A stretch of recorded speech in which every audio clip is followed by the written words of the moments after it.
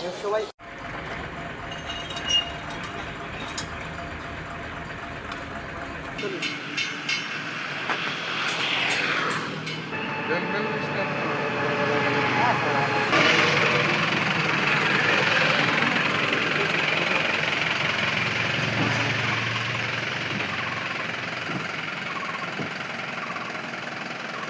Iran, যুক্তরাষ্ট্র, Israel যুদ্ধ পরিস্থিতির অবস্থার প্রেক্ষিতে বর্তমানে তৈলজাত পদার্থ অথবা জ্বালানি তেলের যে বিরাজমান অবস্থা সারা বিশ্বে কিছুটা সংকটময় অবস্থায় আমরা অবতীর্ণ হয়েছি।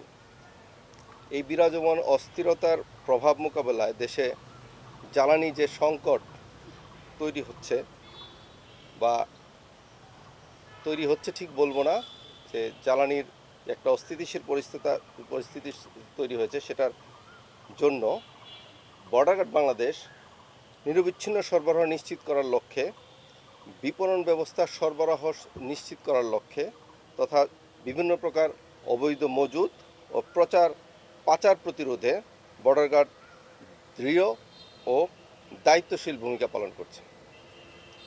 আন্তর্জাতিক বাজারে জ্বালানি তেলের মূল্য বৃদ্ধি ও বৈশ্বিক পরিস্থিতি মোকাবেলা বর্ডার গার্ড বাংলাদেশের একটি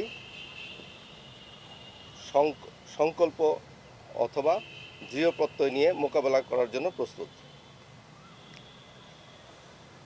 সেই প্রেক্ষাপটে বিজিবি সদস্য নিরবচ্ছিন্নভাবে বিভিন্ন প্রকার টহল, তল্লাশি ও সার্বক্ষণিক সজাগ দৃষ্টি রেখে তার কার্যক্রম পরিচালনা করছে।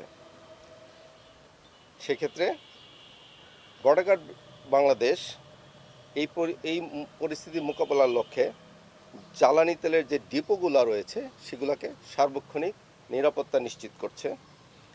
ডিপো হতে ফিলিং স্টেশন পর্যন্ত জ্বালানি তেলের সার্বক্ষণিক সরবরাহ নিশ্চিতকরণের লক্ষ্যে কাজ করে যাচ্ছে এবং সীমান্ত ও নৌপথে পার্শ্ববর্তী দেশে যেন কোনো প্রকার পাচার না হয় সেটা নিশ্চিত করছে।